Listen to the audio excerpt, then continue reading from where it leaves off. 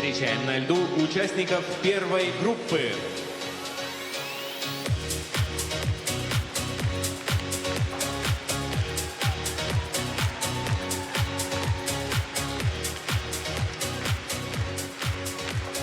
Александр Мельников, Москва. Макар Игнатов, Московская область.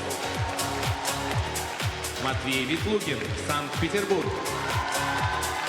Глеб Лутфуллин, Санкт-Петербург. Андрей Мазалев, Москва. Артур Даниэлян, Санкт-Петербург. Разрешена 6-минутная разминка.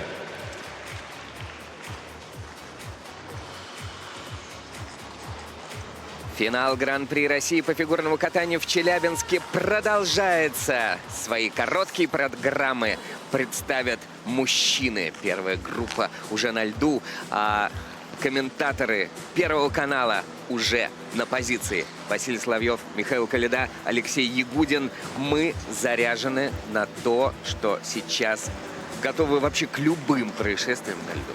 Всем привет. Да, всем добрый день. Уже посчастливилось наблюдать, не только наблюдать, но и комментировать происходящее во время женских коротких программ. Ну а сейчас наши дорогие, наши горячо любимые и хорошо известные фигуристы, лучшие фигуристы нашей страны в рамках финала Гран-при в Челябинске. Ну что ж, мы-то, конечно, готовы, но самое главное, чтобы были готовы те, кто сейчас находится на льду. И первым будет кататься родом из Волгограда Александр Мельников. Тренируется в школе. Легенда у великолепной Виктории Буцаевой, прекрасной в прошлом фигуристки и внимательного профессионального тренера. Также в группе работает тренер Евгений Власов. На ваших экранах бывший ученик Виктории и хореограф Галина Ищенко. Александр очень атлетичный спортсмен, быстрый, резкий, увлекается футболом, что тоже полезно для координации. На недавнем первенстве Москвы сделал сальто в произвольной программе, что, по-моему, официально первое сальто у российских одиночников. Макар Игнатов, двукратный победитель финала Гран-при России, серебряный призер чемпионата России 2021 года, ветеран мужского одиночного катания России, молодой отец, супруг Саши Трусовой, просто красавец. В конце концов, тренируется в Академии Ангела Плющенко. В этом году демонстрировал мощное и осмысленное катание. Желаемых результатов не достиг, как на Гран-при, так и на чемпионате. И тем не менее, является любимцем публики и одним из значимых символов российского мужского катания. Один из тренеров Академии Плющенко Артем Значков на ваших экранах. Также работают вместе с Макаром Евгений Плющенко, Сергей Алексеев. Матвей Ветлугин на ваших экранах, один из героев недавнего чемпионата России. В юбилейном ученик Евгения Рукавицына прибавил к своим результатам Гран-при 41 балл. Не 20, не 30, а 41. Ну и не мудрено, что по сети разошлись кадры с его переживаниями после произвольной программы. Это было драматично, трогательно, и мы были счастливы за Матвея. Примечательно, конечно, что даже с таким сумасшедшим взлетом он не смог подняться на пьедестал, но это, во-первых, говорит об общем уровне чемпионата, а во-вторых, позволяет расти дальше, потому что есть куда. Матвей из спортивной семьи, ему объяснять принципы чемпионства не нужно. Глеб Лутфуллин, родившийся в Казани, тренируется в Санкт-Петербурге в школе Алексея Мишина, призер казанского этапа Гран-при этого сезона, что было весьма эмоциональным моментом. Некогда серебряный призер чемпионата России, но в этом году лишь 5-й. Работа в школе Мишиных, отдельный опыт, конечно, атмосфера. У бортика теперь можно увидеть и Елизавету Туктамышеву. Здесь ее на этом турнире нет. На ваших экранах Татьяна Мишина, Алексей Мишин, Егор Чолышкин. Сегодня вот вспоминали мы с Алексеем Николаевичем, когда впервые встретились 29 лет назад. А время летит, конечно, быстро и нещадно. Нужно будет следующей осенью отметить. Родом из Санкт-Петербурга Андрей Мазалев. С детства тренировался в Питере у Кирилла Давыденко и уже 2 года как переехал в Москву в школу Тутберидзе. Некогда чемпион мира среди юниоров и бронзовый призер чемпионата страны, был в шаге от пьедестала и на международной арене, но вот сейчас снова нащупывает результаты без призов на Гран-при, но с прекрасным катанием. В том том числе на недавнем чемпионате России, где после короткой он был третьим, однако же откатился на 6-е место. Изящный, скользящий, артистичный, вдумчивый Андрей Мазалев. Ну и в завершении Артур Даниэлян, спортсмен родом из Волгограда. В 2016 году приехал в Москву, где тренировался в ЦСКА. Сейчас живет и работает в Санкт-Петербурге, где катается в школе Евгения Рукавицына. Меломан с очень разносторонним плейлистом от классики до инстасамки. Призер чемпионата Европы и России 2020 года. 2 годами ранее призер чемпионата мира среди юниоров. В этом сезоне совершенно потрясающе выступил в Казани, где занял 2-е место. Но и на чемпионате России, хоть и стал 8-м, но катался просто замечательно. Вот такие спортсмены в первой группе участников ждут своего череда. Ну, а мы ждем, конечно, выхода и не только самого первого участника Александра Мельникова, но и всех остальных. Напоминаю, что это финал Гран-при, который проходит в эти дни в Челябинске, где не только челябинский трактор, но еще и интерес к фигурному катанию слишком велик, поэтому трибуны сейчас практически на чуть-чуть подопустели. Возможно, просто люди выходили отдохнуть, размяться перед мужскими программами после женских коротких, но на женщинах практически 100% заполняемость была трибун. Ну а впереди Кубок Первого канала, который пройдет, по-моему, если не изменяет память, 21-22 в Санкт-Петербурге. И вот Алексей Николаевич Мишин, у которого буквально, я посчитал, через 7 часов по челябинскому времени наступит юбилей. 85 лет, дорогие друзья. Как же круто встречать свой юбилей на работе. Всем бы вот нам вот такую спортивную жизнь, семейную жизнь. И мне очень понравилось, импонировало то, что сказал Алексей Николаевич Мишин в недавнем интервью, что он и даже не планирует взрослеть. Он хочет оставаться таким же юным, бодрым тренером, как и все предыдущие годы. На лед приглашается Александр Мельников, Москва.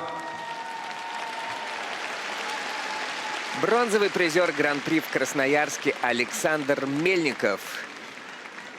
Is You Is or Is You Ain't My Baby. Довольно легкая для восприятия композиция для старта соревнований в короткой программе. Пусть все пройдет хорошо.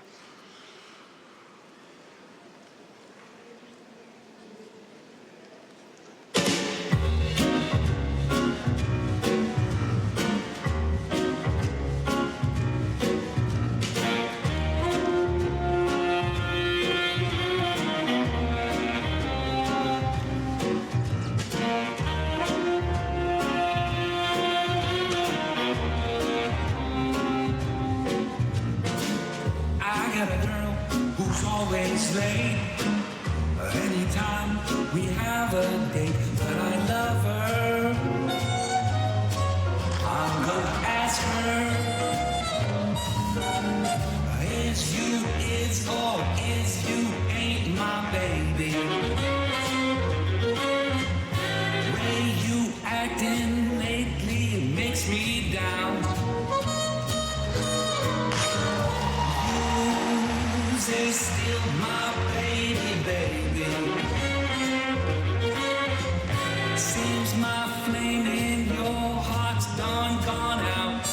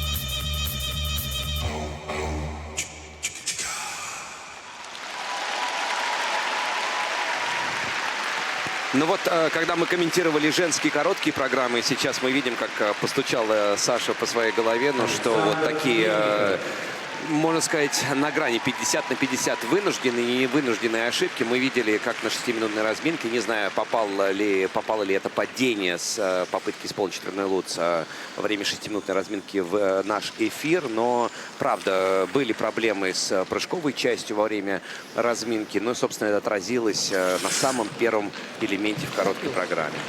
Луц. А я все-таки хочу похвалить Сашу, что он пошел на усложнение, что он добавил луц, хотя, в принципе, мог бы откатать и с тулупом, и с акселем, и как бы набрать приличное количество баллов.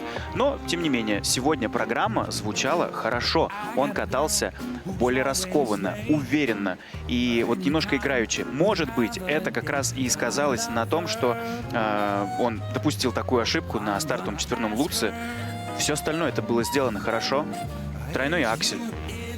Ну, это как Высоко, посмотреть, чисто. дорожка шагов второго уровня, вращение третьего уровня, луц, попытка вообще по нулям прошлась, недокрут на четверном тулупе в каскаде, вот в каскаде с тройным тулупом. Ну, Но здесь я бы поспорил, на самом деле, мне показалось, чисто было. Не удивляйся, Алексей сегодня в очень критическом настроении. Девочкам от него досталось в короткой программе ого-го. А я в очень Поэтому позитивном, давай, поэтому давай. будем как плюс и минус. В общем, За сегодня... Александра, продолжай. Да, за Александра. Мне понравилась его программа, мне понравился его настрой. Он не рассыпался в дорожке шагов, между прочим. Он смотрел на нас, мы отправляли ему лучики позитива, поддержки. И все, в общем, все будет еще завтра. Завтра произвольное, послезавтра, да. послезавтра. Ну, неважно.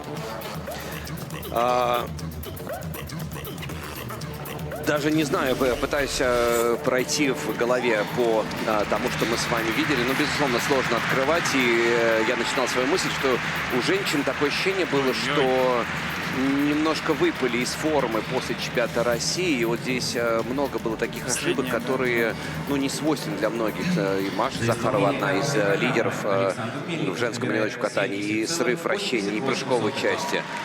Что как будто какой-то вот такой дополнительный нерв здесь действует. Для исполнения короткой программы на лед Трон приглашается наследия. Макар Это Игнатов, гудящая и Московская наэлектризованная короткая программа Макара Игнатова. Блокбастер был очень насыщенным на спецэффекты, но все же философским и глубоким для осмысления. Такому мастеру, как Макар, в этой музыке, в этой композиции есть что играть.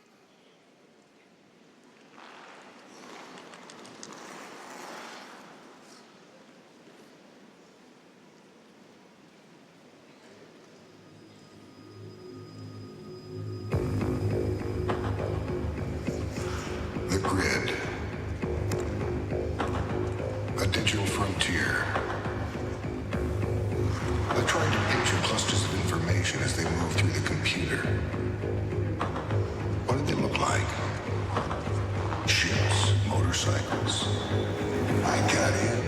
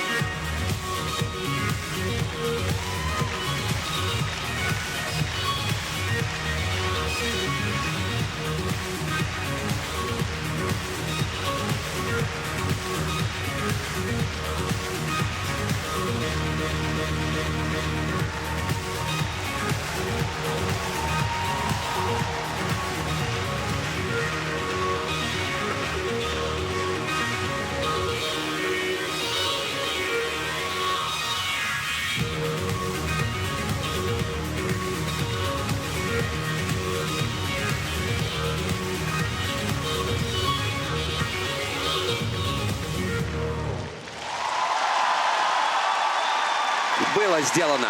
Первый чистый прокат короткой программы у мужчин, но всего лишь второй участник. Посмотрим, что преподнесут нам остальные участники, какими подарками будут сегодня заваливать. Надеюсь, что сегодня все прям вот, ну не на 100%, такое редко бывает в реальной жизни, но вот приближенное значение будет по исполнению коротких программ. А мне показалось, что он впервые в сезоне, по-моему, решил не включать лампочки и сконцентрироваться на прыжках. Он сегодня включил прыжки. Он включил режим чистого проката, и мы видели очень рискованный по вылету четверной Ридбергер в самом начале, но выезд показал то, что запас прочности у данного спортсмена существует. Макар решил поменять свой контент и поменять расстановку элементов, прыжковых элементов в короткой программе, потому что весь сезон мы наблюдали четверной во второй части программы, а в этот раз он решил сделать сначала Ридбергер, потом Сальхов и во второй части Аксель. Сейчас посмотрим на четверной Ридбергер, стартовый как раз, которую Алексей имел в виду. Мне показалось, он не так уверенно стоял на правой ноге, как он это обычно делает, но тем не менее... Здесь жалко корпус. Хотя вот так было... Чистенький, хороший прыжок, высокий, в стиле Макара. То есть не было такого, что он вот вытаскивает, что называется, из могилы. Нет, прыжок был достаточно уверенный. Затем четверной Сальхов в каскаде с тройным тулупом. Мощно, пролетно, высоко. Тоже никаких вопросов. Но отдать должное Макару, что если он выполняет, ну, в протоколе числится выполненный элемент чисто, то это правда те элементы, которые заслуживают нашего и всеобщего внимания, потому что и пролет, как ты говоришь, и высота, прям фундаментально он выполняет эти элементы. И во второй части тройной аксель. Ставка на чистоту, как ты Да, говоришь. сегодня сыграла. Единственное, вот мы сейчас видим в судейском протоколе финальное комбинированное вращение. У него стоит первого уровня. То есть он, видимо, торопился для того, чтобы закончить программу и не получить балл съема. Но такой маленький недочетик в виде первого уровня вращения комбинированного. Ну и лампочки не зажглись. Но это не недочет. Это просто решили они отступить от привычной. Мне кажется, отвлекали колеи. его эти лампочки, честное слово. Но посреди короткой программы заниматься включением каких-то там электроцепей. 50-56. Очень неплохие баллы за технику. Отлично. Сейчас оценка будет близиться, я так предполагаю, к 90 баллам. Да за 90. Вау! 91 балл. И на данный момент Макар Игнатов лидирует.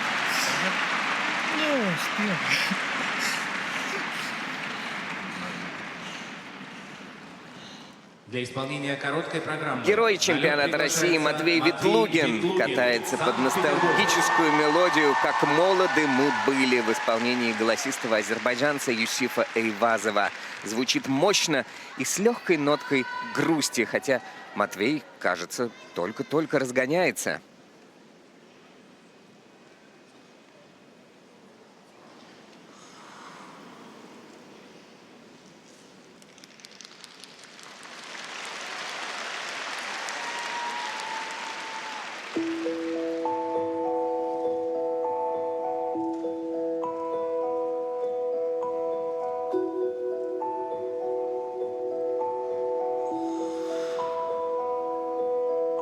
Оглянись, незнакомый прохожий, мне твой взгляд неподкупный знаком.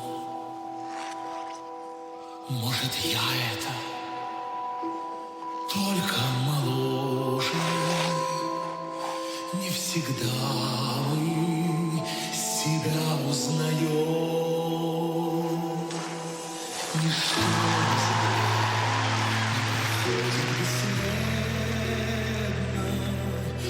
и юность ушедшая все же бессмертна.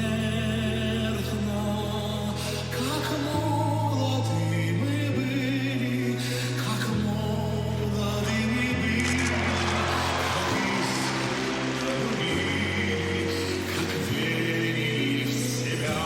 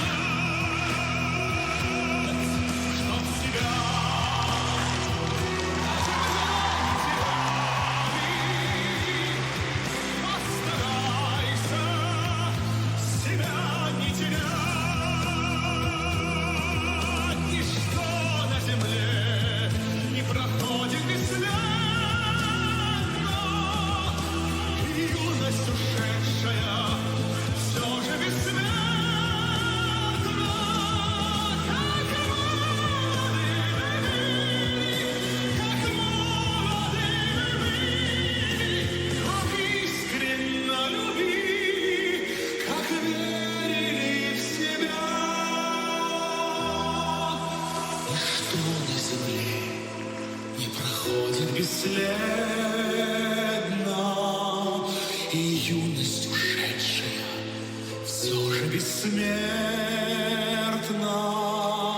Как молоды мы были, как молоды мы были, как искренно любили, как верили в себя.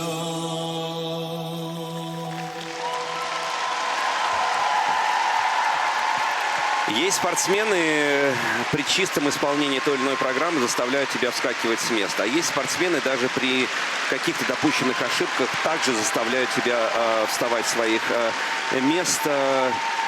Как сказал Миша, рабочий прокат, но сейчас всю программу мы дискутировали на тему талантливых людей. И, конечно, в эту когорту талантливых людей мы также относим Матвея Ветлугина. И очень интересную мысль сейчас развивал Миш, как раз вот тебе и слово про талантливость. На мой вопрос, который я задал тебе, почему был прокат жизни чемпионата России у Матвея Ветлугина, а до этого и после как бы вновь вот этот шторм. Но вот эти все качели, они действительно присущи настоящим артистам, потому что, если посмотрим на жизнь художников, поэтов, у них постоянные такие качели. То они на коне, то они на дне. Поэтому здесь без этого никуда. К сожалению, в спорте, да, нужно показывать стабильность, и это приведет тебя к результату. Но мы любим спортсменов не за то, что они там максимально стабильны, а за то, что они максимально необычны и иногда даже бывает нестабильны. И вот эти шероховатости, они и цепляют зрителя. И именно поэтому мы так и любим наблюдать эти соревнования вживую. Но дальше у меня возник вопрос после информации услышанной. А как же Ламбель, а как же Ханьо, а как же другие люди, которые условно переживают эту творческую ломку и все равно выигрывают, то есть дотягивают до пьедестала, и причем не раз? Ханью, он такой один на всю Японию, а у них там конкуренция жесточайшая. Ламбель, он один такой на всю Швейцарию, и поэтому здесь уже как бы это уникумы. Но если, возвращаясь к прокату Матвея, четверной флип на разминке, мне показалось, он вообще был не в ногах, но в нужное время, в нужном месте собрался, все-таки сделал. Почему-то судьи находят там неясное ребро, хотя, на мой взгляд, ребро было нормальное и недокрут. Ну, ладно, им виднее, у них лучше камера показывает. Вот что удивительно, тройной аксель. Это такой очень пограничный прыжок именно у Матвея. Сегодня он у него, к сожалению, не получился так, как он может это делать. И прыжок в либелу стоит первого уровня, что как бы тоже не характерно. Матвей всегда обращает внимание на скольжение и на вращение. Сегодня вот небольшие такие неровности есть. Опять же, это можно понять, потому что чемпионат России был очень давно. И большой перерыв между стартами все-таки дает о себе знать. Ну, а Матвей, говоря про его тройную акцию, мне кажется, если вот это единственное, что, одно из таких громких, что может разбудить Матвея, как страшный сон. Потому что действительно это четверной луц, четверной флип, это его конек, каскады с тройным ридбергером. И то, что мы сейчас увидели, тройной луц, тройной ридбергер, это сумасшедший по сложности, по концентрации каскад. Петр Гуменник на ваших экранах в данный момент разминается. И публика неистовствует на трибунах, увидим, потому что видит на большом экране, как он это делает. Но к Матвею вот тройной аксель, правда, это его один из самых нелюбимых элементов. К сожалению, вот очень часто спотыкается на исполнении. Разминается Марк Кондратюк, а мы ждем оценок. Это 84 балла на 7 почти баллов меньше, чем у Макара Игнатова. Для исполнения короткой программы на лед приглашается... Любитель классических постановок Глеб Лутфулин в нынешнем сезоне выбрал программу из современного сериального контента. Ну а что? Его много, и он качественный. Сериал «Жизнь по вызову». Тема, заставляющая задуматься не только по молодости. Композиция называется «All the Lies». Вся эта ложь.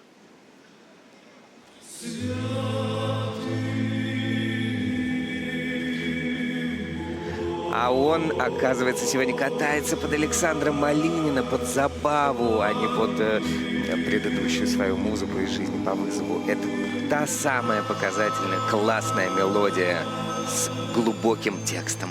Мне осталась одна забава. Пальцы в рот, да не совесть. Прокатилась дурная слава, что похабник я и скандалист. Ах, какая смешная потеря. Много в жизни смешных потерь. Стыдно мне, что я в Бога не верю. Горько мне, что не верю тебе. Золотые далекие дали, все сжигает житейская бред. И похабничал я, и скандалил для того, чтобы ярче гореть. Вот за это веселье мутим, отправляясь с ней в край иной. Я хочу при последней минуте попросить тех, кто будет со мной.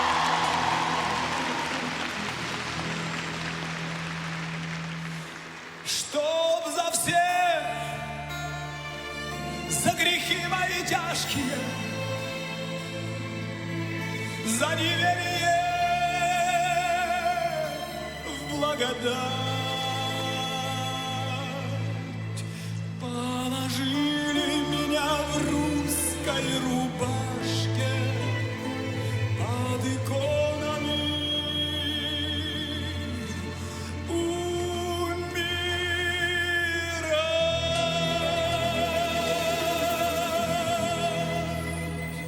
Все вместе со мной. Мне осталась одна забава.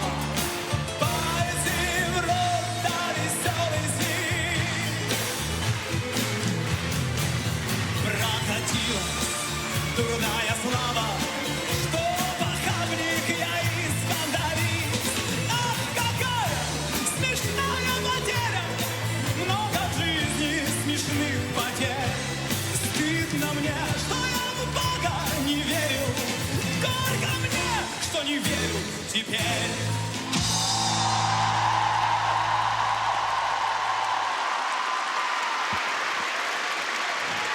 Ну вот чем продолжает удивлять Алексей Николаевич Мишин, так это выбором и музыкального сопровождения, порой костюмами. Вот такой Алексей Николаевич Мишин, человек, у которого буквально через 6 часов начнется юбилей, 85 лет. Ты прямо обратный отсчет ведешь, как будто в этот Ну, момент слушайте, что-то такие люди, случится. как Татьяна Анатольевна Тарасова, у которой тоже сравнительно недавно был день рождения, и Тамара Николаевна Москвина, которая в этом сезоне выступала и играла одну из ролей в ледовом спектакле новогоднем, детском. Это те люди, которых нужно всегда ставить в пример. 11-12 в Санкт-Петербурге состоится... Ехать надо побыстрее, побыстрее. Ну, а Глеб Лутфуллин, слушайте, порадовал сегодня абсолютной чистотой и, самое главное, легкостью, которой не было. Я помню, и в Омске, когда он вернулся в сезон, и чемпионат России, вот такого прям полета не было. Да, действительно, сегодня Глеб в ударе, что называется. И чем все-таки хороши соревнования, финал Кубка России, что очень большой перерыв для того, чтобы поменять, например, короткую программу. А почему нет? И сегодня мы увидели от Глеба прекрасный прокат. Он сегодня прям прозвучал, он сделал его с душой. И прыжки были сделаны, и вращения, и дорожки. То есть все как-то сложилось очень позитивным образом. Да, он взял вот это творчество из показательного номера на стихи Сергея Есенина и под пение Малинина. И а зачем творчеству пропадать, спрашивается. Нанизал его на техническую потрясающую сегодняшнюю часть, и получилось просто взрыв. Трибуны сходят с ума. Категорически против. Я против, вернее, простите, да, вот этого момента. Мне кажется, что это немножко уже состояние личное состояние отдельных людей. Ну, для каждого Но это свое это решение. перебор. Ты бы так не сделал, а для Глеба это красивый жест. Ну, я Ему вижу это эту интересно. руку Алексея Николаевича Мишина. Ну и что? Ну, Но это фишка, надо Да. чем-то удивлять. И вот Алексей Николаевич Мишин и Глеб Лутфуллин сегодня удивили. Ты просто к себе примерил, а публике нет, для нравится. меня здесь абсолютно разносторонняя публика и всегда такой является на турнирах. Ну, не знаю, но то, что удивил, да. Да еще и результатом удивил. 91-21. Это чуть-чуть побольше, чем у Макара Игнатова. И Глеб Лутфуллин лидирует.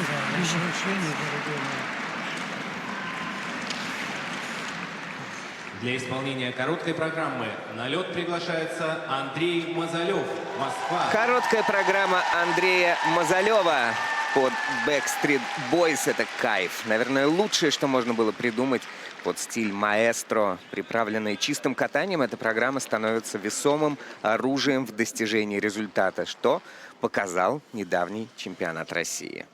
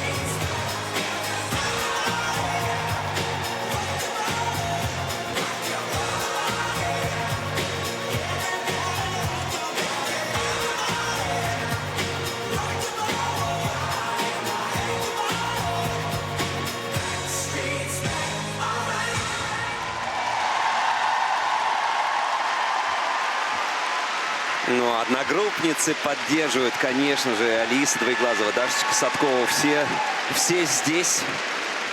Андрей Мазалев чуть-чуть, но вновь не справился, к сожалению, да. Все так хорошо начиналось. Абсолютно заряженная энергетически и программа, и сам Андрей, когда вышел на лед. И вроде неплохо, и скользит. Все неплохо, но вот, к сожалению, падение.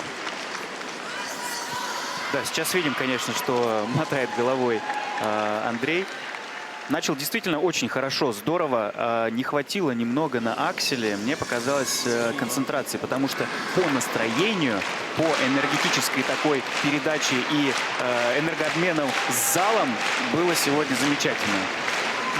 Потому что поддержка в Челябинске просто сумасшедшая. Куда ты вообще? Ну, отдать должное еще. Что там придумать? Откуда это берется? Я такого акселя вообще не видел уже, не знаю, полгода. Но ведь было, значит, Даниил Маркович.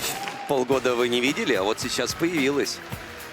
Ну, порой в самые нужные моменты вылезают те ошибки, которые мы порой даже не то что не замечаем, а как бы не принимаем их во внимание. Вот началось все хорошо. 14 сальхов, тройной тулуп. Небольшой недокрутик был, и судьи его находят и ставят вот эту несчастную Q, недокрут. И снижение оценки Андрей получает. 14 тулуп прекрасно. Вот просто практически как по учебнику, как он делал множество этих 14 тулупов на прыжковом чемпионате России. Никаких вопросов. Чисто, мощно. Все вращения 4-го уровня, дорожка 3-го, что как бы тоже хорошо. Андрей обращает внимание и на непрыжковые элементы, и это позволяет ему все-таки получить большое количество баллов. А здесь мы видим недокруты падения, он просто не успел встать на левую ногу, бедро чуть-чуть ушло, и все. И здесь уже этот прыжок не спасти было вообще, ну никак. У меня такое ощущение, что все абсолютно знают Андрея как человека, способного, ну, периодически выдавать мощные прокаты, но каждый раз в других случаях где-то одно, но что-то вылезает. И вот реакция Даниила Глихенкауса и Даши, и Алисы, которые наблюдали за этой короткой программой, собственно, красочное подтверждение, иллюстрация того, что действительно, нет. Ничего страшного, Алексей, завтра сделает. Послезавтра. И мы снова возвращаемся к теме судьбы артиста. Потому что Андрей действительно тоже очень яркий артист на льду. И он на данный момент занимает 3-е место. Самые высокие, нет, не самые высокие, у него и у Ветлугина самые высокие компоненты, но по технике проигрывают.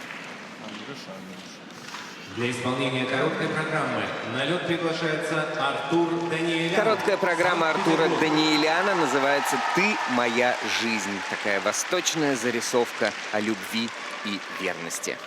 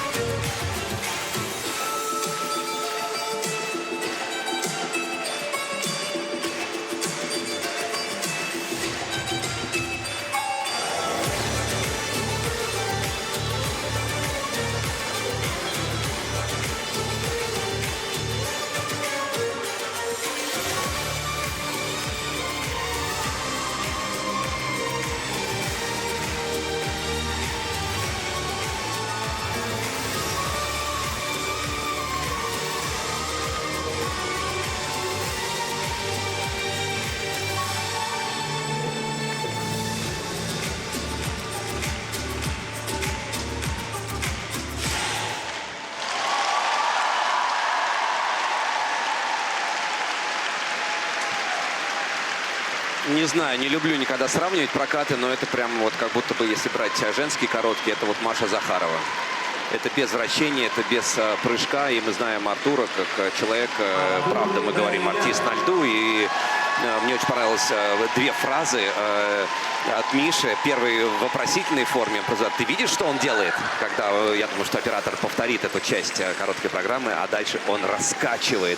Он действительно каждый раз, когда он на льду, он раскачивает. И каким бы ни было прокат на тот момент, но он умеет заводить, он умеет вовлекать в свое творчество людей. Ну, потому что он настоящий артист. И не только артист, но и достаточно неплохой атлет. Все-таки серебро чемпионата Европы. И очень успешно вообще сегодня в этом сезоне Артур выступает. Да, сегодня прокат, мягко говоря, не задался. Ничего страшного. Такое тоже бывает, случается. Но, я не знаю, но мне хочется поддержать всех ребят, которые сегодня не очень хорошо катают. Стартовый четверной Сальхов, он не успел встать опять на левую ногу, как я уже много раз повторялся на разных прыжках и разных спортсменах. Затем тройной аксель, он пошел, что называется, на морально-волевых, вытащил его. Ну, а во второй части тройной луц с тройным тулупом должен был быть, ну, как-то вот действительно... Немножко он начал думать, и из-за этого, на мой взгляд, случилась такая вот ошибка. Хотя 3-3 луц-тулуп для Артура вообще ничего не стоит. Вот здесь, вот этот момент. Да, и он действительно энергетически начинает раскачивать зал. И, ну, это просто здорово. Скажи, а он больше энергетический вампир или наоборот, тот спортсмен, который отдается? Он, который отдает. Он где-то заряжается вне льда, приходит на лед и отдает всем, вот буквально каждому сидящему в зале. Да это, что значит, где-то заряжается? Это вот внутри у человека, у каждого что-то сидит. И у Игудина сидит. Я у тебя. в другом направлении работал. Мне нужна была энергетика зала. То есть я, наоборот, заряжался здесь. Как только я заходил, я прям по ощущениям всегда это было. Да, я получал от твоего катания энергетическую волну. Благодарю тебя, Василий. И ты так говоришь, Миш, ну хочется поддержать. Ну а что еще-то делать с Артуром Данилем? Что, критиковать его, что Да нет, ли? просто Конечно. посмотрите, он сейчас сидит бедный вообще. Ну, конечно. Ничего страшного. День Немножко отдохнет, выйдет на произвольную, новый день, прибило. новая пища. Все будет хорошо. Прокат прибил однозначно, но Прибил, да. мы прекрасно знаем всех этих людей, как они работают. И Иногда- уж точно он не делал каких-то вещей, которые специально должны были навредить его Иногда, программе. на самом деле, прокат вот такой вот грязный занимает и забирает гораздо больше сил, чем чистый прокат. Поэтому Конечно. сейчас абсолютно понятно его состояние. Самоедство потом начнется. Да, абсолютно. За исполнение короткой программы. Ох, Даниэля да, набирает много минусов, 77,63. поэтому результат На данный момент он на занимает 20 пятое баллов меньше, чем у лидера Глеба Лутфуллина, и Артур на предпоследнем месте. А мы ждем вторую группу.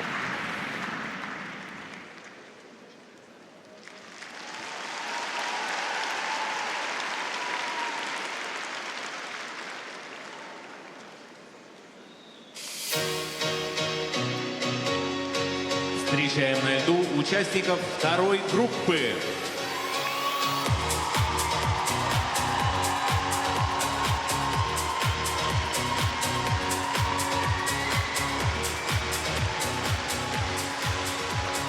Николай Угожаев, Санкт-Петербург.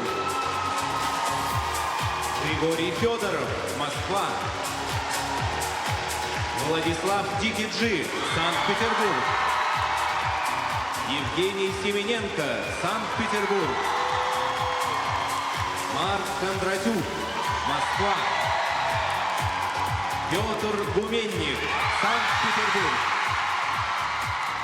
Разрешена 6-минутная разминка.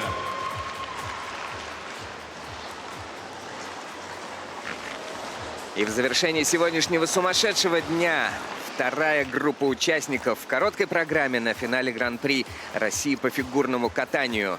Здесь те люди, которые приковывали к себе внимание публики на протяжении всего сезона, причем настолько нешуточное, что все средства массовой информации буквально разрывались. Есть ли в стране человек, который не знает, кто такой Петр Гуменник, наверное, сейчас нет. Но Петр будет кататься в заключительной части этой группы, а начнет начнет Николай Угожаев, родом из Новосибирска, где он начинал кататься на катке «Энергия». Чувствуете? У Николая удивительный дедушка, кстати, ученый-физик Владимир Угожаев, изобретатель Алексей, внимание, двухлучевого интерферометра на кварцевом светоделительном блоке. Прошу запомнить это словосочетание и в дальнейшем... Я изучу сегодня вечером. И в дальнейшем с ним работать.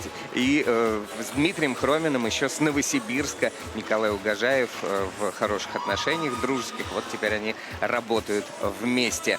Вслед за ним будет кататься Григорий Федоров с 4 лет в ЦСКА. Сейчас тренируются у Соколовской, Захарова и Бутикова в школе «Наша надежда» Татьяна Навка. Гриша из многодетной семьи, 3 брата и сестра. Все занимаются либо фигурным катанием, либо конькобежным спортом. И это прекрасно.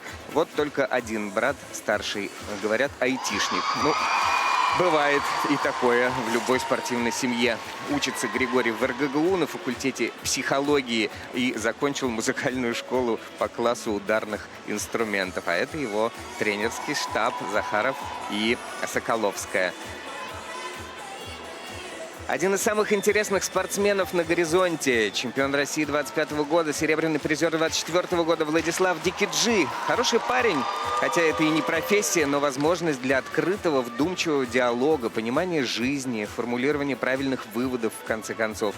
Прокаты разные были в сезоне. Победа в Казани, бронза в Омске. Лишь 7-й на чемпионате России после провала в короткой программе. Все это переживания. Но сам Владислав как-то держится, а вот болельщики, конечно, извелись не на шутку. Тренируется у крепкого профессионала Олега Татаурова на ваших экранах в Санкт-Петербурге.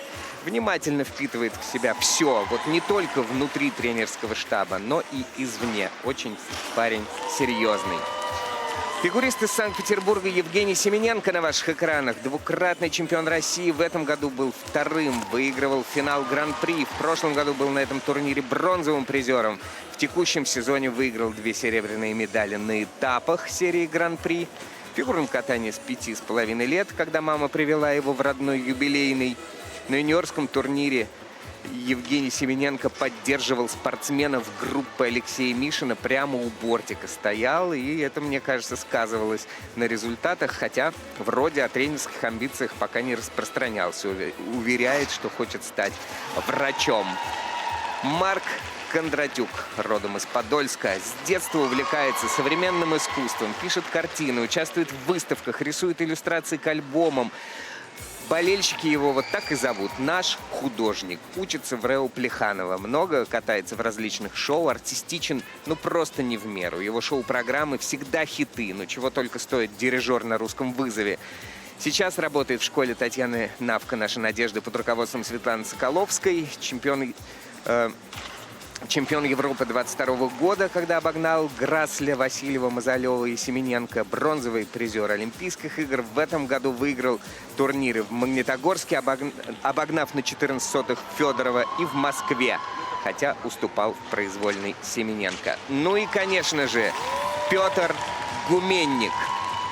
Все, что можно было бы сказать об этом спортсмене, было сказано за сезон, наверное, невероятное количество раз. Человек, на которого взвалилась какая-то нечеловеческая ответственность, когда все было против тебя, но он выдержал этот напор и на международной арене, и при отборе на Олимпийские игры, и на самих Олимпийских играх. Он достойно вместе со своим тренером Вероникой Дайнеко пронес все то, что можно было пронести через через это очень непривычное в данной ситуации испытание для России, для российских спортсменов. Какой огромный молодец. И сегодня мы видим его здесь. Он не отказался от участия в Гран-при. Он пришел к публике. Мы его очень ждали и очень ценим то, что он здесь с нами. Да, действительно, если говорить о Петре Гуменнике, то он прошел что-то абсолютно невероятное, такое давление. И средства массовой информации писали о нем столько, что, наверное, ни о ком другом столько не писали. Безумие и что он сейчас здесь, это абсолютное счастье видеть его вживую. Но Петр вот собирается кататься под парфюмера, тем не менее, на этих соревнованиях. Да, здесь ему запретить этого никто не может. Запретить не может, а я вот хотел у вас, ребят, спросить, а как вы считаете, может, надо было тогда уж и отказаться от парфюмера, раз правообладатели таким образом не очень красивым себя повели? Ну, я бы не сказал, что правообладатели себя некрасиво повели. Но есть определенный закон, и просто в последнее время делается акцент на этом. И Если до раньше последнего момента ждать и за несколько дней взять и не он объявить. первый, не он последний. То есть это не та ситуация, которая случилась только вот с нашим спортсменом. Был и ряд других фигуристов, которые оказались в такой есть не надо было сложной отказываться? ситуации. Про Челябинск? Да, Делай, что хочешь. логично. Для исполнения короткой программы на лед приглашается Николай Угожаев прыгает и катается в своем Сам-Идол. оригинальном стиле. Треки подобраны в очень нетривиальном ключе. Что рэп, что классика всегда. Безусловно, Николай – одно из приятных открытий серии Гран-при этого сезона. И катается он сегодня под Линкин Парк и Томми Профита.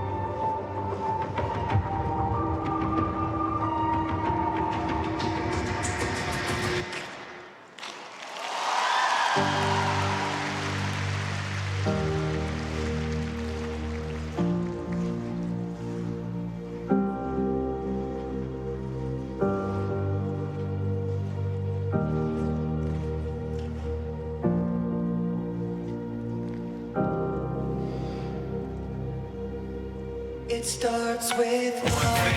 I don't know why. It doesn't even matter how hard you try. Keep that in mind. I designed this rhyme to explain in due time. All I know, time is a valuable thing. Watch it fly by as the pendulum swings. Watch it count down to the end of the day. The clock takes life away. It's so unreal. Didn't look out below. Watch the time go right out the window. Trying to hold on to didn't even know or wasted it all just to watch you go. I kept everything inside, and even though I tried, it all fell apart. What it meant to me will eventually be a memory of a time I've put my trust in you, pushed as far as I can go. For all this, there's only one thing you should know. I tried so hard and got so far, but in the end, it doesn't even matter. I had to fall to lose it all, but in the end, it doesn't even matter.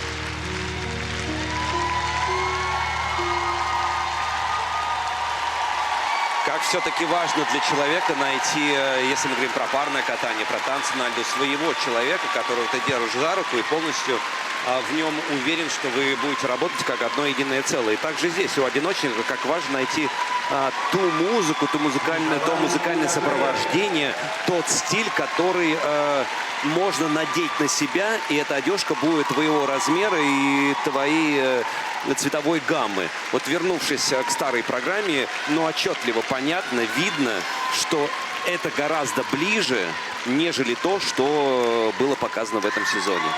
Да, действительно, эта программа, вот что называется, его. Она вот села как на родного. И костюмчик нормально сидит, и хореография, и все как-то вот сложилось.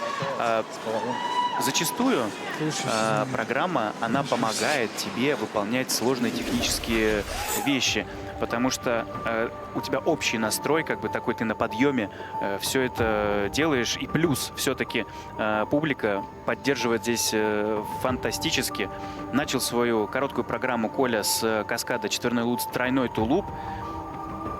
Чисто, здорово, вообще никаких вопросов. Судьи дают ему надбавки 2,76, это что, очень высоко. Затем четверной флип плюс 3 балла, то есть это практически, наверное, все плюс 5. Это надо будет потом в протоколах смотреть. И затем во второй части тройной аксель. Ну, все было здорово. Все вращения 4-го уровня, дорожка 3-го. И вот энергетически сегодня он тоже отдавал. И публика возвращала ему обратно. Я смотрю в данный момент протоколы, да, только дорожка шагов 3-го уровня, но сейчас на фоне того приличного уровня, который показал нам Коля, единственное, конечно, хочется отметить в плане хореографии и реберности, конечно, это вот то направление, в котором нужно прям не то, что обращать внимание на какие-то моменты, а прям очень упорно и сильно работать. Потому что прыжковая часть одна из основных, за которые и ставятся, которыми и выигрываются соревнования у этого фигуриста, у Коли Угожаева. Всем привет, Но Коля, он Валерия, споткнулся на спасибо. дорожке. Настя, дети. Я не про это. Нет, а я про то, что, наверное, она могла бы быть 4-го. Сашка, Это возможно, да, но я говорю, что в общем и целом, конечно, эта программа ближе. Хотя, знаете, если бы были бы сегодня срывы, и эта программа бы прозвучала немножко в другом. Нужно смотреть на чистые прокаты. Но вот в плане презентации, хореографии и использования ребер, конечно, вот в этом. Ну, Алексей, тем не менее, 58 за технику, это очень прилично. Я думаю, что Это сейчас очень оценка будет под 100 баллов. Но это потому, что Челябинск, это потому, что финал Гран-при, это внутренние соревнования. Конечно, немножко другими баллами оградили бы многих наших спортсменов на мировой арене. Но мы сейчас здесь смотрим, поэтому... Здесь и сейчас. Да, здесь и сейчас. Отталкиваясь только от этого. Это уже близится к 100. Ну, отдать должное Коле, его, вы знаете, даже не прыжковой части можно отмечать сильные и слабые стороны довольного спортсмена. Но что не отнять у Коли? Стальные нервы. Да, бывают соревнования не в пользу спортсмена, и мы видели в этом сезоне, да, как провальные короткие программы, и в целом порой турнир не сдавался у Коли, но выдерживает мощь вот этого психологического давления. У Коля в этом сезоне что-то вот новое пробовал для себя. И иногда новое это дается очень непросто. Это надо годами репетировать, тренировать. А сейчас мы видели старую программу, и, естественно, она уже звучит совершенно фантастически. Накатана. Но Николай сегодня еще как-то вздоха. очень светло выглядит. Какой-то вот у него прямо, ну, светится парень. Я вот даже... да, Вась. Прости. Ну, прям сидя Это правда, даже это в абсолютно. край. Может быть, этот французский рэп, под который он выступал ранее, давил, ну правда. Ты же любишь Францию. Но я не люблю рэп. Может, и давил, но сейчас прям вообще другой человек, реально. Ну а сейчас идет давление. Распушился. Ну, давление, мы, кстати, обратили внимание, что да, сейчас какая-то неполадка чисто техническая. Это Ну, не мы это потому, видим, что- мы рядом сидим. Да, не потому что судьи там что-то задумали. Вау, 99-53. Это на 8 с лишним баллов больше, чем у Глеба Лутфуллина. Вторая группа сразу выходит на новый уровень. Для исполнения короткой программы на лед приглашается Григорий Федоров, Москва. Непредсказуемый, музыкальный и техничный Григорий Федоров на льду. 2 медали выиграл в серии Гран-при в Магнитогорске и в Красноярске. А начался сезон с великолепного катания на чемпионате Москвы. Но это уж когда было, давным-давно. Вот он, снежный вихрь и весенний ручеек, как он сам себя назвал, в программе Григория Федорова на музыку Вивальди.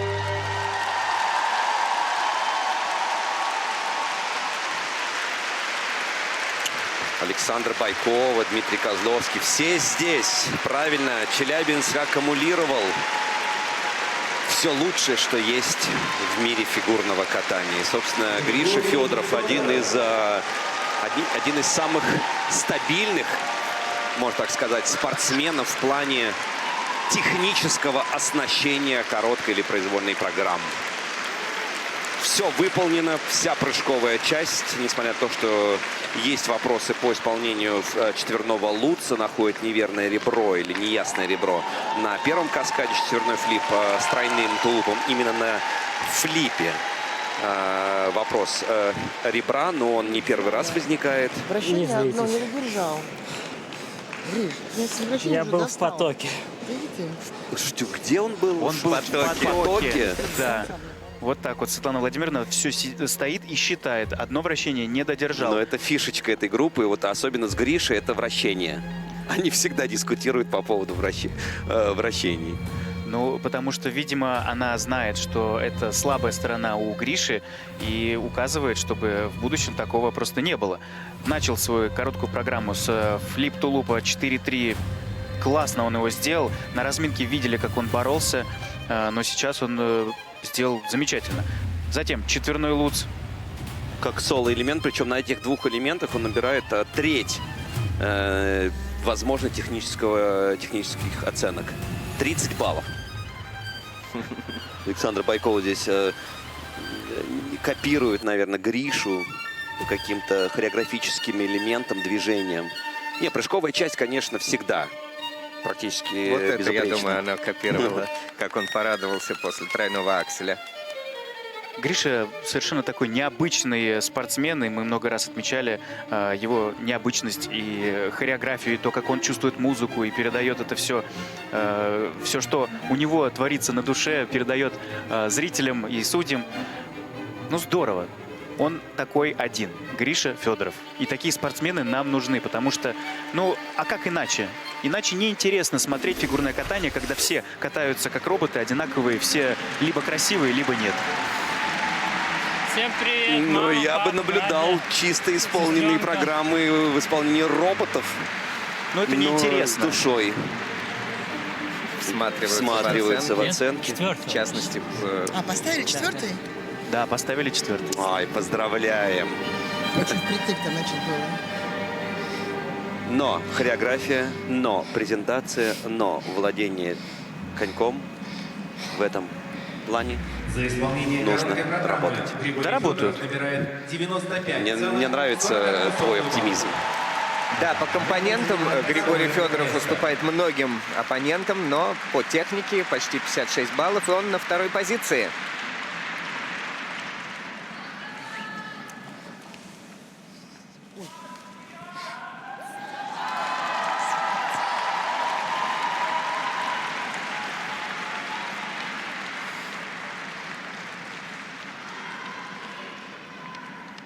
Долго показывают. Для исполнения короткой программы на лед приглашается Очень Владислав спокойный Дикиджи. молодой человек Владислав Дикиджи. Никогда вот по нему не скажешь, волнуется или уверен.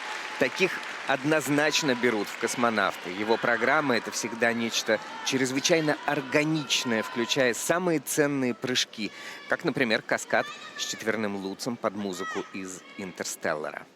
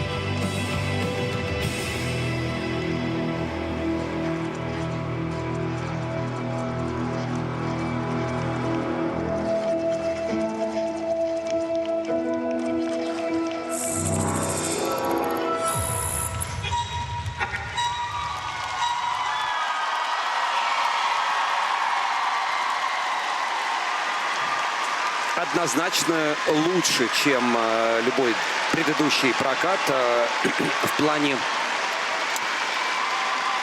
принятия и образа, и улыбки Олега Датаурова, и удовлетворения вот этой фан-группой. Ну и, конечно, аплодисменты зрителей.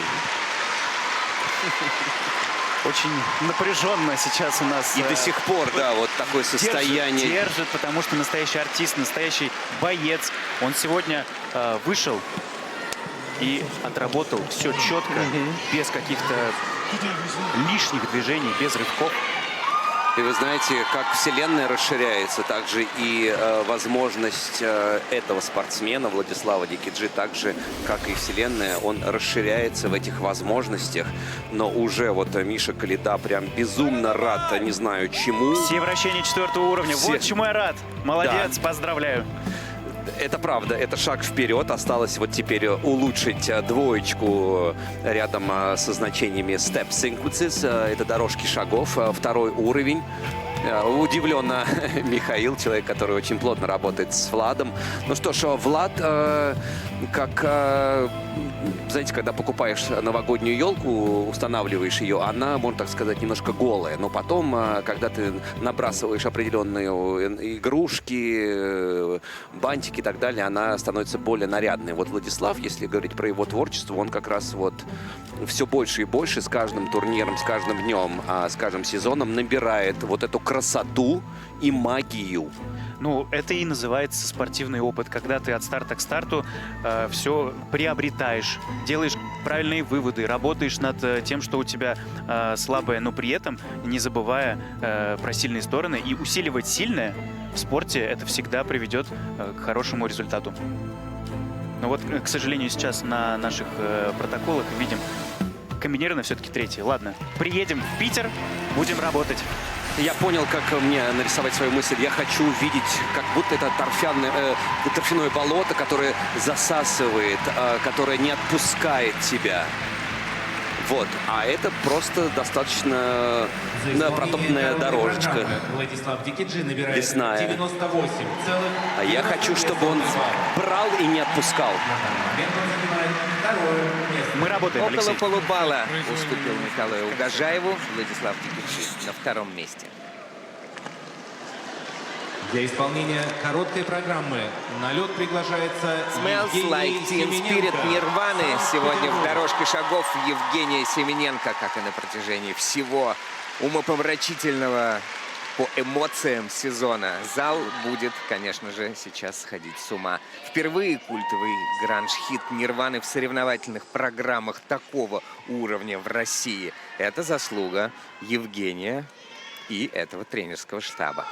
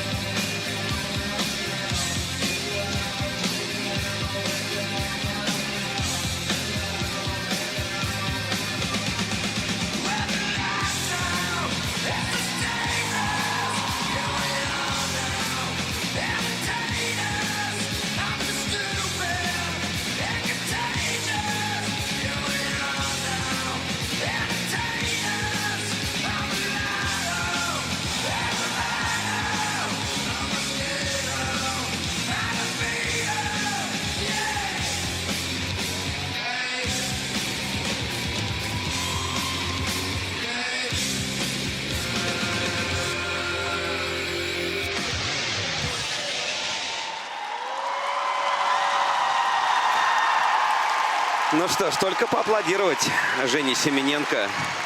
Круто выполненная работа от начала до завершения ее. Мощно, на скорости. И мне очень понравилось, Миш, как ты сказал, про волны. Да, про волны вот как раз я хотел сейчас сказать, что у Евгения прям это четко видно, потому что он взрослый спортсмен, и он так как бы собирается, видно, а когда он раскрывается. То есть в самом начале программы мы видим абсолютно сосредоточенный взгляд, потому что он идет, делает раз четверной, два четверной, после этого как бы расслабляется. Снимаю шляпу. Вот, Молодец. даже Алексей Николаевич снимает перед своим учеником шляпу. Это было действительно классно, это здорово. Отличный подарок на юбилей, по-моему, такое катание. На протяжении всего сезона такого всплеска и такой четкости технической, мне кажется, не видели. Такое впечатление, что продолжает идти по нарастающей. Сезон уже заканчивается, а он все шпарит и шпарит вперед, как локомотив. У Евгения было достаточно количество соревнований, но не такое большое, конечно, как у, например, наших юниоров. Но, тем не менее, от старта к старту он вкатывает программу лучше, он ее чувствует хорошо. И катать программу на тренировке — это одно, а на публике с таким светом это абсолютно другое. И сегодня я увидел не раскрепощенность на 100%. Вот только я сижу и думаю. А чуть-чуть он был такой в себе, но при этом он все равно не выходил из образа. То есть классно отработал, но при этом достаточно спокойно. Вот что любит говорить Алексей Николаевич: с холодной головой и с горячим сердцем. А Миша вот еще с юниоров продвигает вот эту тему про холодную голову, да, и про то, что все было в рамочках. Про Алдара Самбуева мы спорили, а теперь вот на Евгении Семененко. Мише так больше нравится, а кому-то больше нравилось, как Евгений Семененко рвал в начале сезона. Да, мне нравится так больше. То есть все подконтрольно, все четко, структурировано и понятно. Я увидел такую, в хорошем смысле, расхлябанность, но она была следствием свободы. Нет, наоборот, свободы от того ощущения, что действительно прошло энное количество турниров, и он чувствует комфортно себя и силы в себе для того, чтобы исполнять. Вот от этого. 52 балла. И у него самая высокая оценка за компоненты, но по технике он проигрывает 4 балла Николаю Угожаеву. Сейчас на 3-м месте. Для исполнения короткой программы Марк Кондратюк. Маркуша, Маркусечка, любимец публики, чемпион России и Европы 22 года, прирожденный артист, яркий, неутомимый, позитивный, любвеобильный, хотя и бывает настолько серьезным, например, как в произвольной, что аж мурашки по коже, но это послезавтра. Это послезавтра. А сегодня давайте возрадуемся.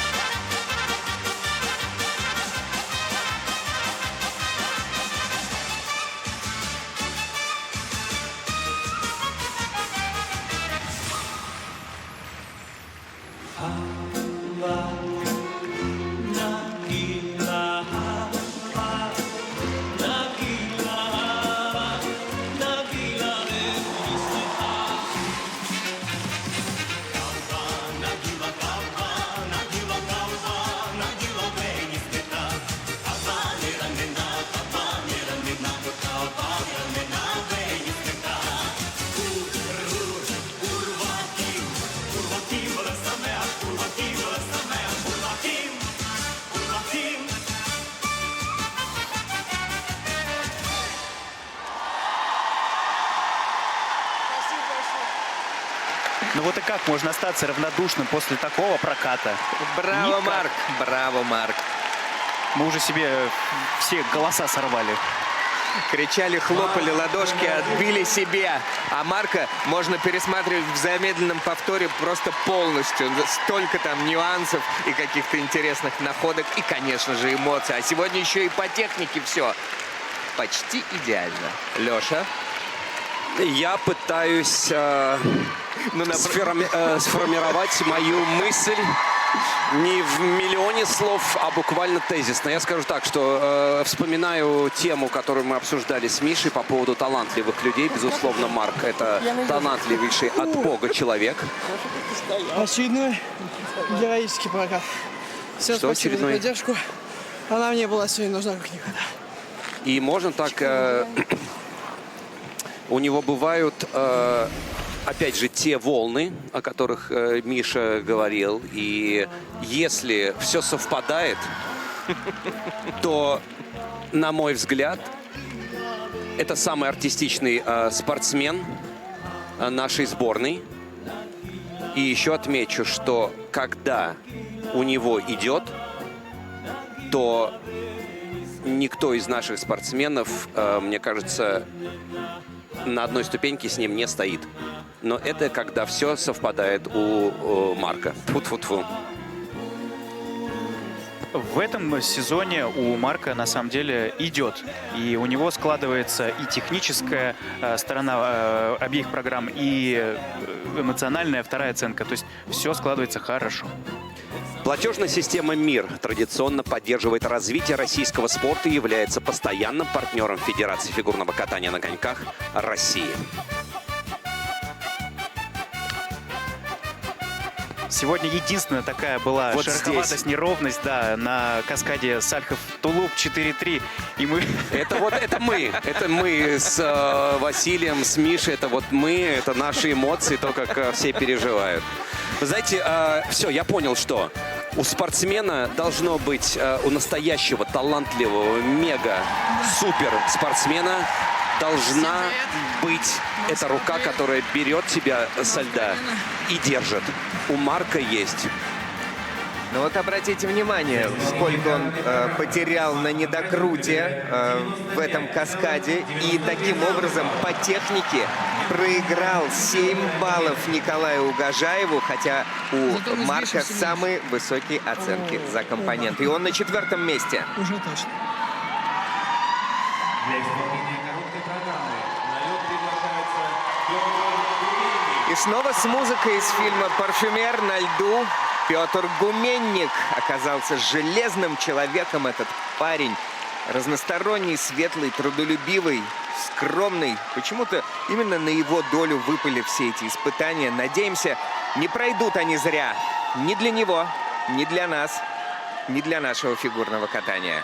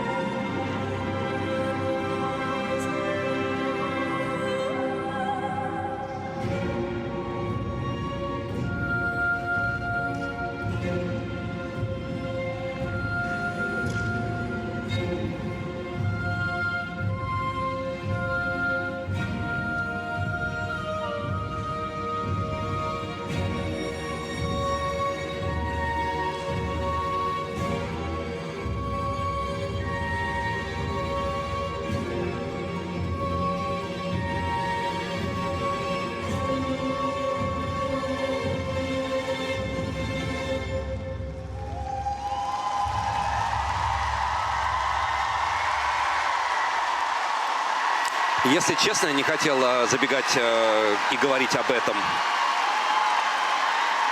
до проката. Я был уверен, потому что человек, который проходит Олимпиаду...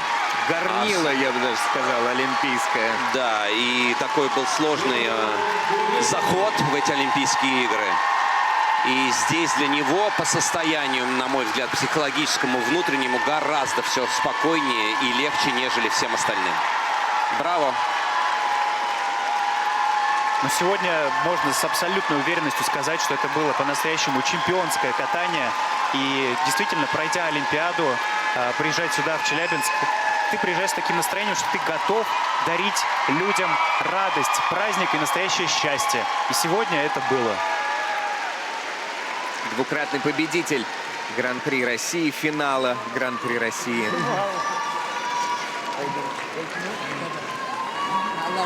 Спасибо. Снова идет Тамара Николаевна Москвина, Вероника Дайнеко. Все здесь, все те люди, которые на протяжении последних лет окружают Петю, его тренировочные процессы, конечно, оберегают его и добавляют, обучают Петю. Вот этот стартовый четверной флип с тройным тулупом. Судья находит все-таки небольшой недокрут. Да, на замедленных повторах это видно.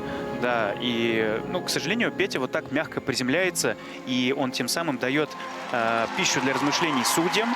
И если они захотят, они могут придраться. Сегодня, да, к сожалению, это случилось. Четверной луц чисто, уверенно, с очень длинным выездом. Здорово, классно. Тройной аксель.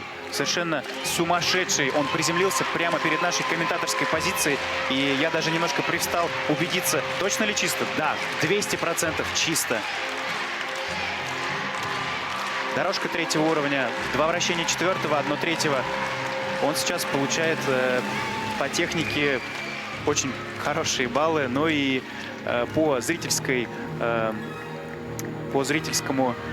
восприятию, да, можно как бы понять, насколько сильно его поддерживают, и компоненты сейчас будут тоже на очень высоком уровне. Но я рад за Петю, что он прошел эту школу под названием Олимпийские игры. И уже следующий олимпийский цикл, надеюсь, успешный в плане присутствия наших спортсменов на международной арене. У него есть колоссальный опыт. Теперь уже.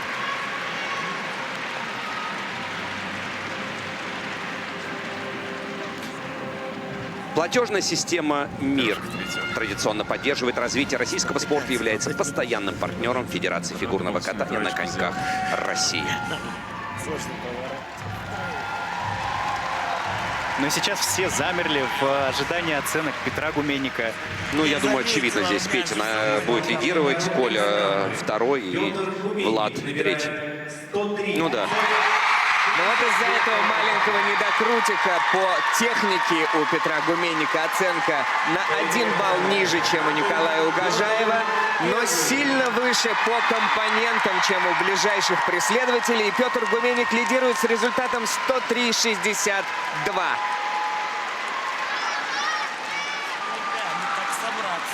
Ну и 9 марта увидимся на произвольной программе у мужчины. Это будет, конечно же, сумасшедшее событие, пропустить которое просто не имеем права.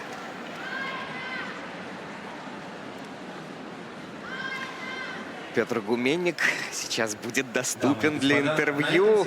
Вот она, эта турнирная таблица. Обратите внимание, 98-92, 98-52 у Дикиджи и Семененко. Вообще разницы никакой в турнирной таблице перед произвольной программой. И Марк Кондратюк на данный момент на такой не очень привычной позиции, 5-й, учитывая то, что катание-то все-таки было вроде бы чистым, да, и таким впечатляющим. Но судьи сегодня мега четкие, замечают, конечно, каждый штрих. И интервью. Не прощаемся, ребята.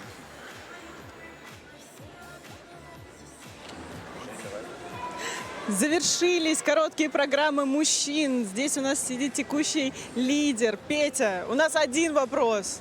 Мы уже поняли, что Петр первый. У нас другой вопрос. Как ты это делаешь? Из чего ты состоишь? Мы вот прям с ребятами стояли, за тебя болели, и мы действительно думали, что Петя, если не железный, то из чего он состоит? Ты вообще как? Сегодня я в порядке, все было довольно легко к этому соревнованию, ну, может, не конкретно к этому, Но к февралю, к марту всю подготовку построил так, чтобы вот в это время быть в лучшей форме. И пока это, в принципе, получается. И это хорошо, потому что конкуренция у нас здесь не слабее. Сейчас вся вторая разминка, по-моему, чисто откатали свои программы. Первой разминки тоже много кто показал хорошие прокаты.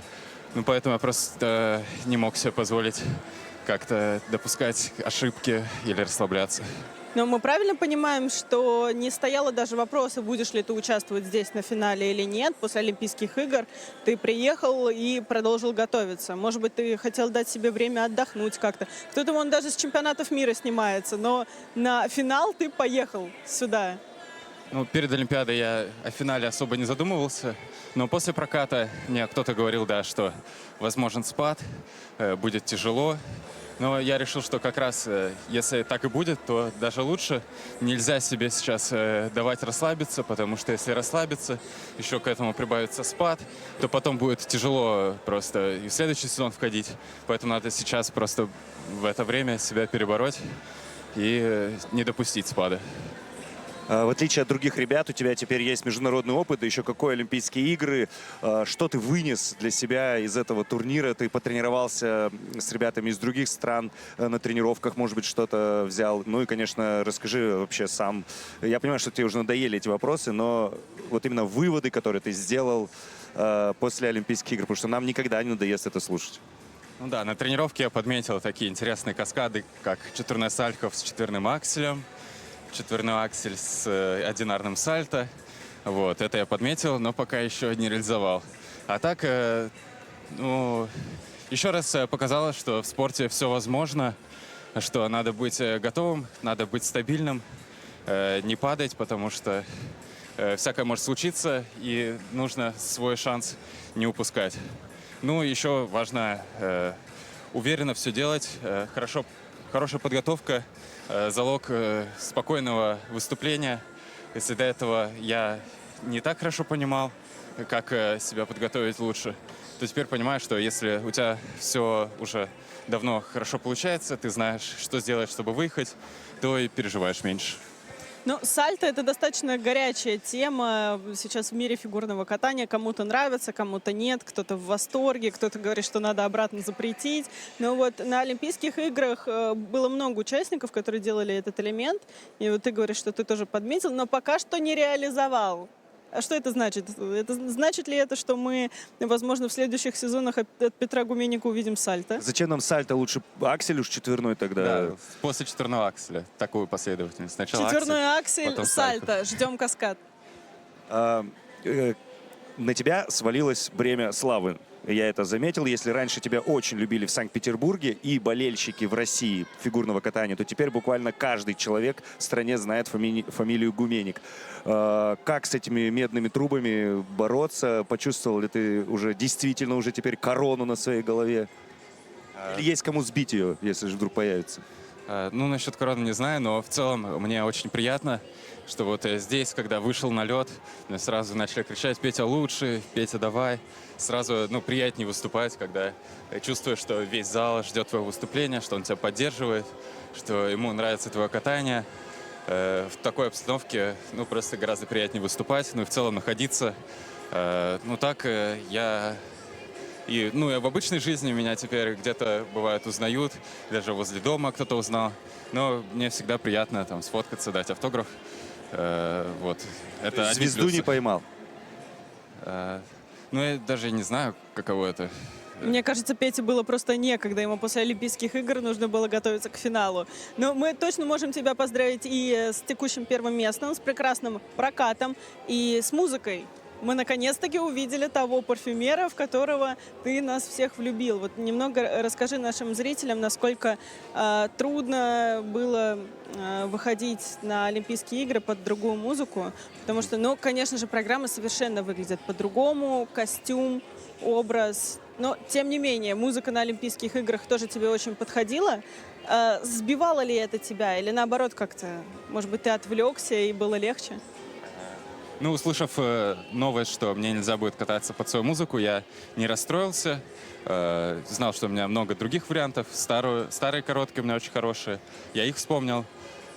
Но оказалось, что даже старую нельзя катать. Тогда начал искать какую-то музыку, которая бы подходила под мою нынешнюю программу. И вот это уже было непросто, но очень хорошо, что нашелся вот наш композитор Эдгар, который написал музыку под названием «Онегин», вальс 1802. Вот, я решил, что раз Онегин, это значит мое будет.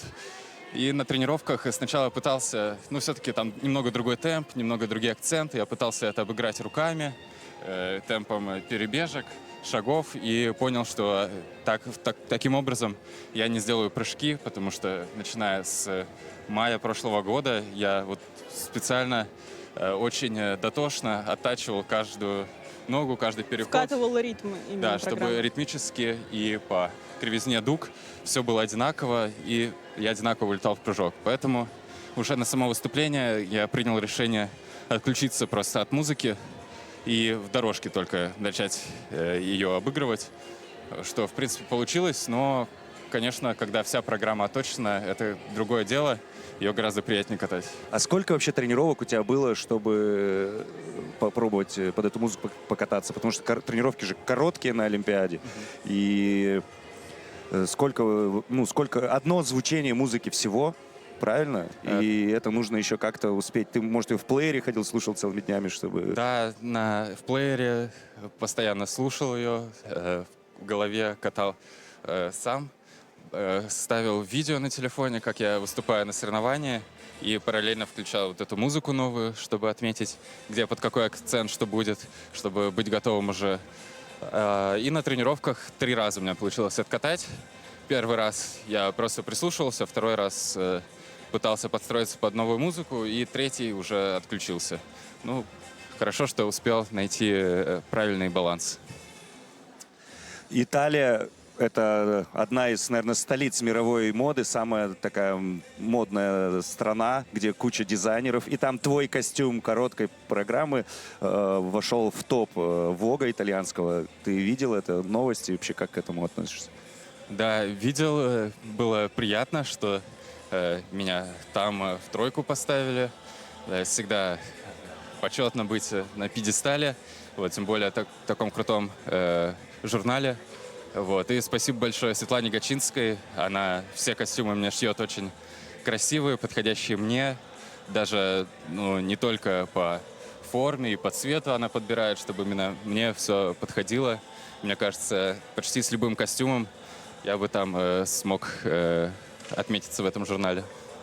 Максим, давай, наверное, отпустим. Последний вопрос задаю и отпускаем. Ладно. Мне еще интересно узнать, за пределами фигурного катания, не берем вообще лед, тренировки, встречи с друзьями. Что тебе запомнилось на Олимпийских играх? Какие твои самые яркие впечатления, если не брать выступления на льду?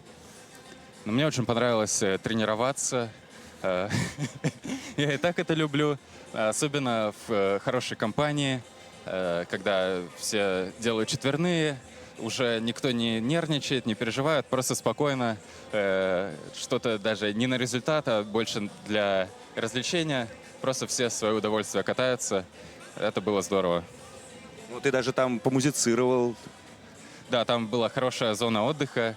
Я там помузицировал, поиграл в аэрохоккей, в футбол, пособирал пазл, в шашки поиграл, в компьютер поиграл. В общем, первый день, когда туда приехал, у меня разбежались глаза, руки, я начал везде там бегать.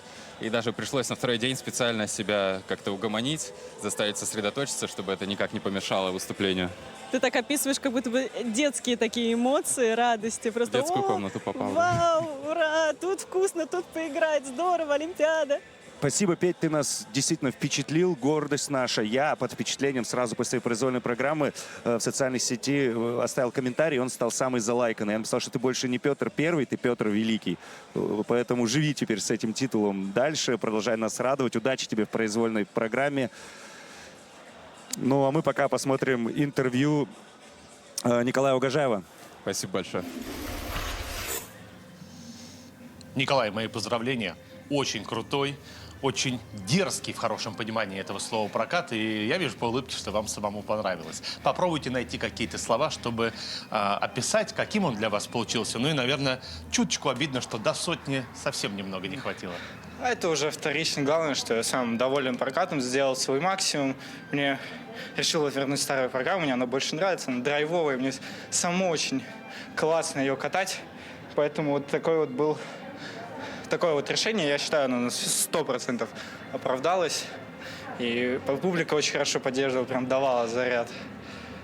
А мысли какие в голове крутились? Потому что было ощущение, что вы полностью вовлечены в программу, но очень расслаблены.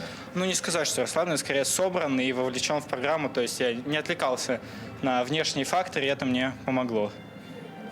Есть ли ресурс, чтобы произвольную программу Конечно, до конца есть. дотерпеть физически в одном ритме? И вообще, какой бы вы план для себя поставили на произвольную программу? Чистое, хорошее катание, чтобы самому понравилось. И было много хороших впечатлений от программы. Чистого, хорошего вам катания. Спасибо. И желаем спасибо еще раз за такое классное выступление. К нам присоединилась Анна Щербакова, но прежде чем мы с ней поговорим об итогах коротких программ, мы обязательно посмотрим интервью. Влада Дикиджи. Владислав, мой друг, я рад вас видеть и поздравляю вас с очень крутым прокатом, с лучшим результатом по баллам в сезоне. Но прежде чем этот прокат обсуждать, я хотел бы вас еще поздравить с возвращением в место силы. Ведь 2 года назад именно здесь, в Челябинске, была первая медаль чемпионата России вами добыта. Вот в связи с этим есть ли какой-то приятный трепет на душе? Спасибо большое, трепет. Понятное дело, есть. Вот, это образно с этого города все и начиналось у меня тогда. И на самом деле это немножко волнительно, и я очень сильно, знаете, что больше меня накрыло, что вроде как будто это только вот вчера было, а уже как бы 2 года прошло. И я что-то так задумался, не быстро ли время летит, ну, как бы можно как-нибудь помедленнее чуть-чуть, вот. Но это вот единственное, что меня так это закрутило, завертело. Время летит очень быстро, а тем временем из чемпионата России в Санкт-Петербурге больше 2 месяцев прошло.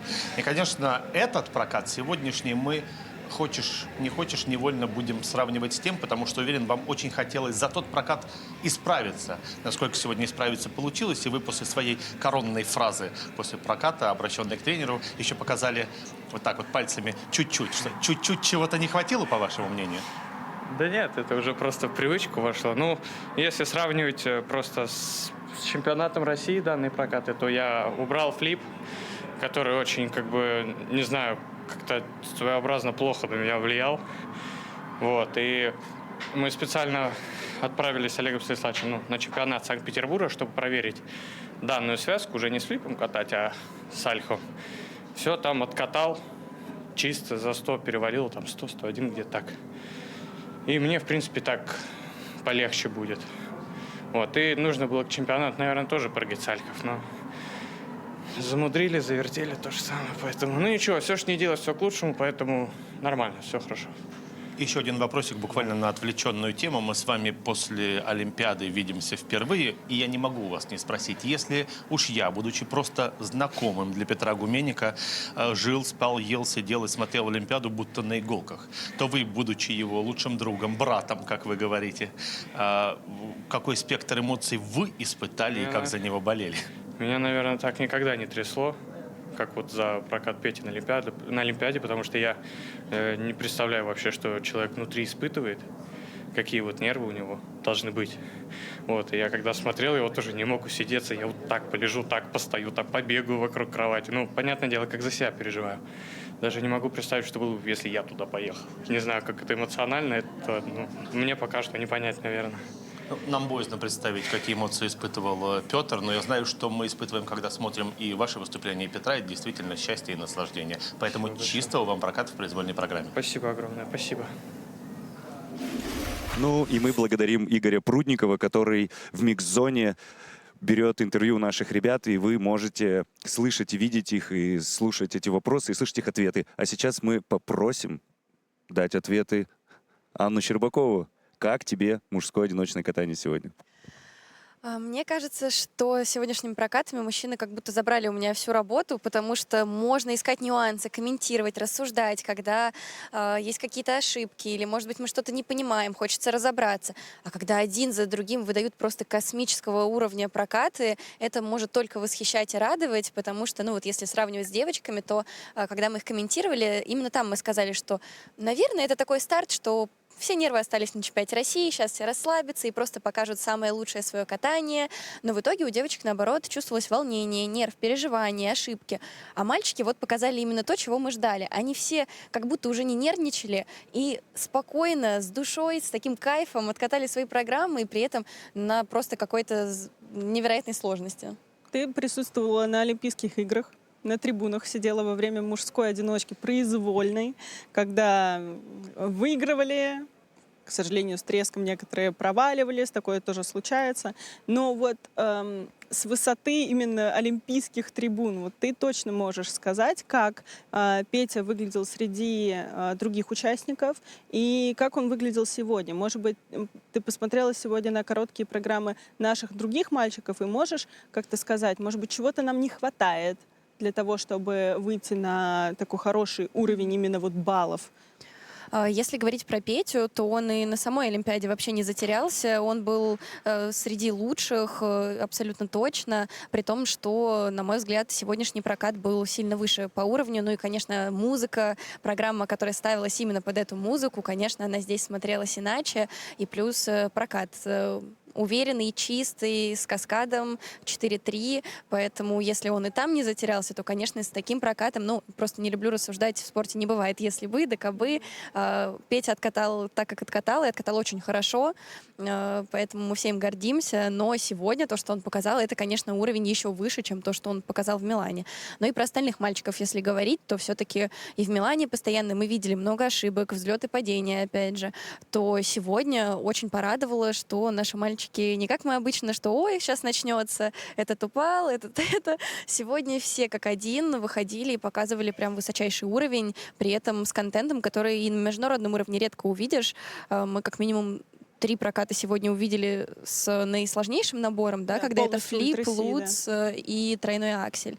И еще много других прокатов, где все равно был там и четверной лутс, старшие четверные прыжки.